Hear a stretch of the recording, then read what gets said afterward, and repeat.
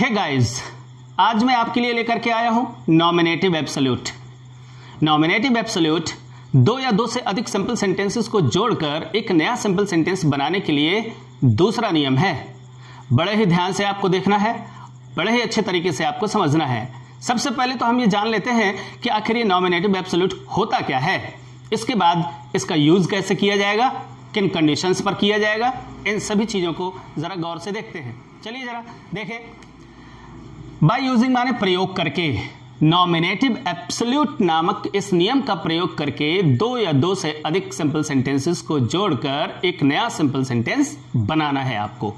So let us know what actually nominative means and absolute means. Okay, so nominative is nothing but the subject of the sentence. Do you understand? Nominative means nothing but the subject of the sentence. Here is a sentence and a sentence starts with a subject. Okay, so here this subject means nominate. Okay, अब दूसरी बात देखते हैं, absolute. Absolute means होता है स्वतंत्र, means free. Means यहां पर सब्जेक्ट को फ्री करना है, कर्ता को यानी सब्जेक्ट को स्वतंत्र करना है। किससे स्वतंत्र करना है कर्ता को? भाई कर्ता किससे बंधा होता है? कर्ता हमेशा ही बंधा होता है अपनी क्रिया से। ध्यान दीजिए आप, यहां पर ये जो फाइनाइट वर्ब है उस फाइनाइट वर्ब से बंधा होता है। आप जानते हैं कि अगर ये फाइनाइट वर्ब एक वचन की है तो सब्जेक्ट भी एक वचन का ही होगा। अगर ये क्रिया बहुवचन की है तो ये सब्जेक्ट भी बहुवचन का ही होगा। इट मीन्स ये सब्जेक्ट और वर्ब ये दोनों ही एक दूसरे से बंधे होते हैं। अगर सब्जेक्ट बहुवचन होगा तो क्रिया भी बहुवचन होगी, और अगर एक वचन होगा सब्जेक्ट तो क्रिया भी एक वचन की ही आएगी। तो इतना तो आप जानते हैं कि both of these two means subject and verb are always connected to each other. Okay, और इसी को subject and verb concord भी बोला जाता है।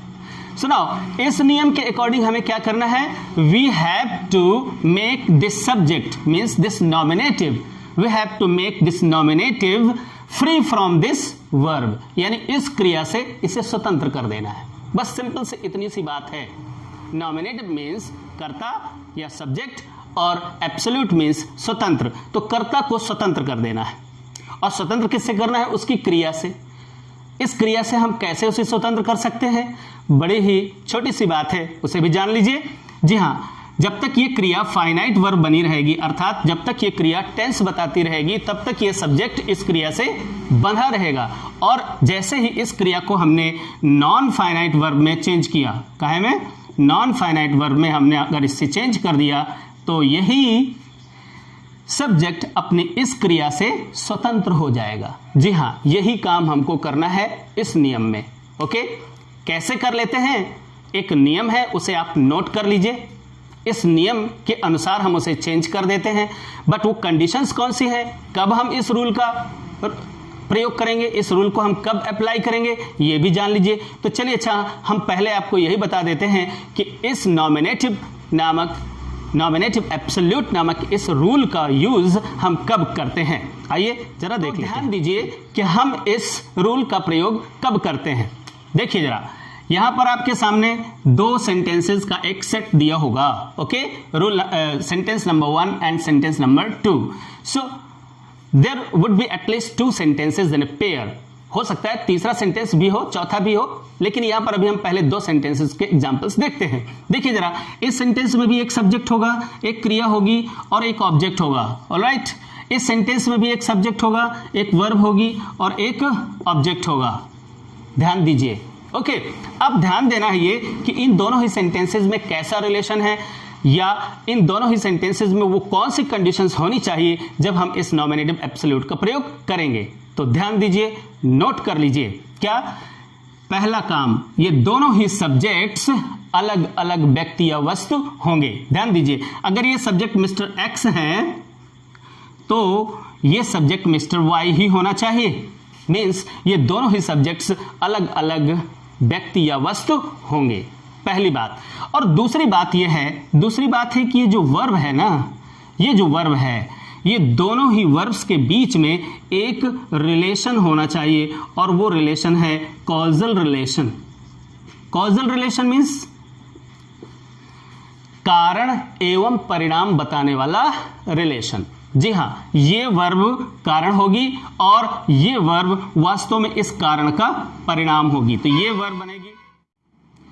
वर्ब बनेगी रीजन और ये वर्ब बनेगी रिजल्ट, परिणाम होगी। ओके, तो अब यही बात आपको ध्यान में रखना है। अगर ये दो कंडीशंस मिले, पहली कंडीशन क्या हो गई, दोनों सब्जेक्ट्स डिफरेंट होंगे, डिफरेंट पर्सन्स होंगे या डिफरेंट ऑब्जेक्ट्स होंगे और इन क्रियाओं के बीच में क्या होगा, कॉजल रिलेशन होगा, अर्थात कारण और परिणाम जैसा संबंध होगा। और अगर ऐसा आपको दिखाई पड़ता है तो आप जल्दी से इस नियम को, जो मैं अब आपको लिखकर बताने जा रहा हूं, इस नियम को अप्लाई करें और वो दोनों ही सेंटेंसेस जुड़कर एक नया सिंपल सेंटेंस बन जाएगा। आइए देख लेते हैं। देखिए स्टूडेंट्स, ये है वो रूल जिसकी मदद से आप दो या दो से अधिक सिंपल सेंटेंसेस को जोड़कर एक नया सिंपल सेंटेंस बना सकते हैं। देखिए जरा क्या है। सबसे पहले नॉमिनेटिव एब्सोल्यूट को रखते हैं, अर्थात उस सब्जेक्ट को हमने स्वतंत्र करके वाक्य के आरंभ में रख दिया। ओके, फिर इसके बाद हम पार्टिसिपल का यूज करते हैं।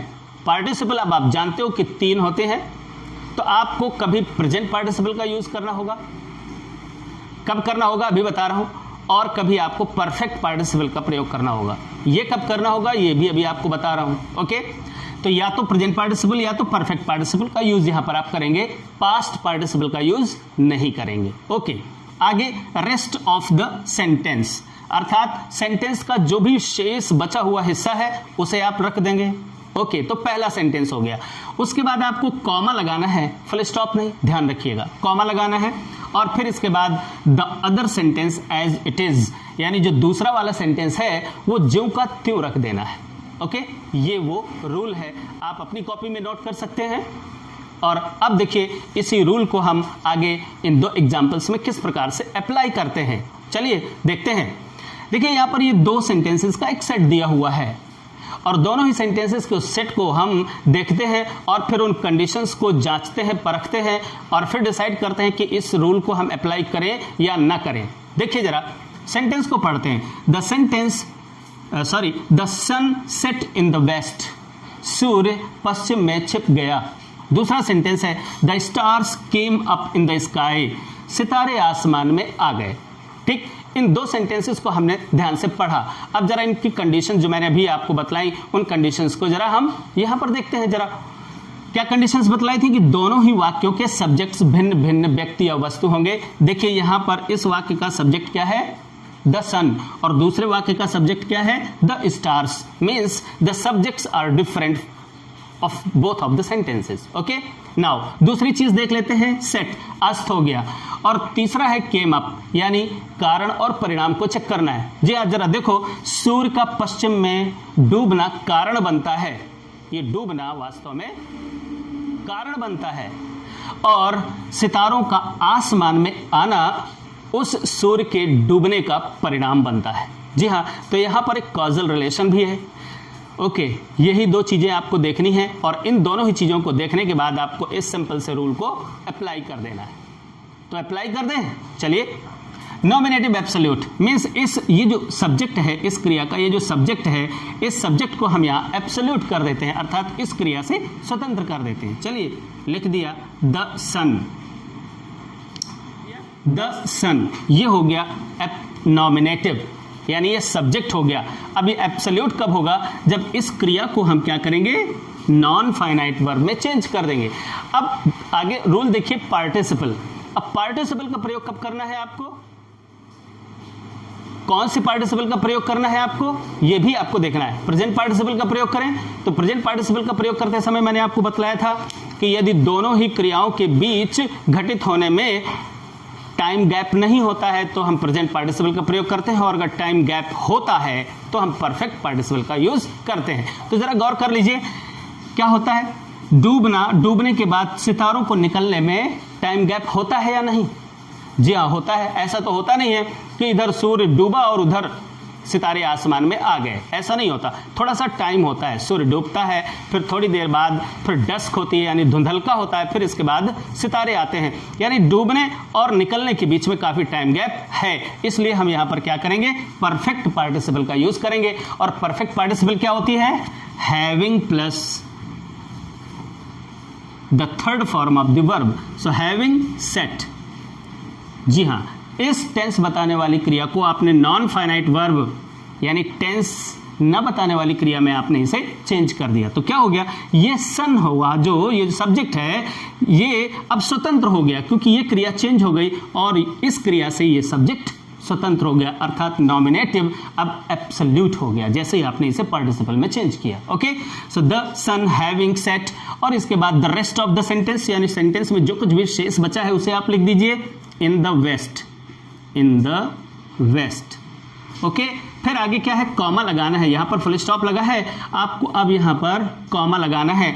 अब ये एक्चुअली क्या हो गया, ये पूरा अब आपका एक फ्रेज हो गया, अब ये सेंटेंस नहीं बचा। क्यों, क्योंकि अब इसमें कोई टेंस बताने वाली क्रिया नहीं है। जी हां, तो जब तक कोई टेंस बताने वाली क्रिया नहीं आ जाती है तब तक वो सेंटेंस नहीं होता, एक्चुअली वो फ्रेज होता है। ओके, और दूसरे सेंटेंस पर हमें कुछ नहीं करना है, हमने लिखा हुआ है द अदर सेंटेंस, यानी ये दूसरा वाला sentence as it is means ज्यों का त्यों, जैसा वो है वैसे ही लिख देना है, यानी जो कुछ भी करना है आपको पहले ही सेंटेंस में कर लेना है। और वो करना क्या है, मात्र दो काम करने हैं, क्रिया को आपको पास्ट परफेक्ट पार्टिसिपल में बदलना है या प्रेजेंट पार्टिसिपल में बदलना है, और फुल स्टॉप को कॉमा में बदलना है। बाकी दूसरा सेंटेंस ज्यों का त्यों, the stars came up in the sky, in the sky and here full stop। अब ये बन गया, और इसका हिंदी अर्थ क्या निकला, सूर्य के पश्चिम में डूबने के बाद। ध्यान दीजिए, परफेक्ट पार्टिसिपल का हिंदी अर्थ क्या निकलता है, ने के बाद। तो सूर्य का पश्चिम में डूबने के बाद सितारे आसमान में निकल आए। ओके, अब देखिए एक और सेंटेंस है, द सन रोज, सूर्य उगा, द फॉग डिसअपियर्ड, और कोहरा या धुंध गायब हो गया। डिसअपियर्ड माने गायब हो जाना। यहां पर भी वही चीज है, देखिए दोनों सब्जेक्ट्स डिफरेंट हैं और कारण और परिणाम जैसा संबंध है। उगने का परिणाम यह होता है कि थोड़ी देर में वो कोहरा धीरे धीरे गायब हो जाता है। ऑलराइट, सो यहां पर भी वही काम करेंगे, कैसे, द सन। अब यहां पर भी क्रियाओं के बीच में टाइम गैप है, इसलिए हैविंग और इसकी third form risen, the sun having risen, comma, the fog disappeared, the fog disappeared. Okay, चलिए अब यहां पर आपने देख लिया डिसअपियर, तो इसका क्या मतलब हो गया, सूर्य के उगने के बाद कोहरा गायब हो गया, आपने ये देखा।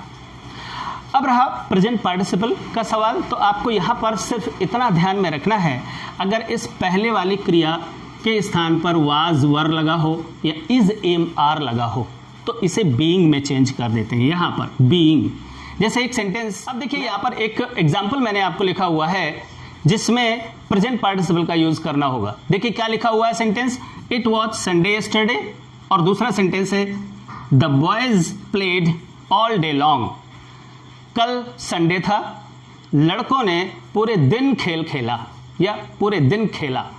ये सेंटेंसेस।